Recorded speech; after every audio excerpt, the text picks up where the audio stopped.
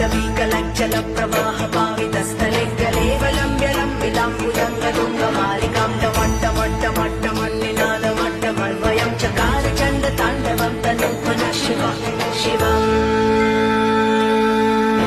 जटाकटाः सम्भ्रमभ्रमन्निलिम्प निर्झरि विलोलवीचि वल्लरी विराजमानमूर्धनि धगज्ज्वलल्ललाटपट्टपावके किशोरचन्द्रशेखरे रति प्रतीक्षणं मम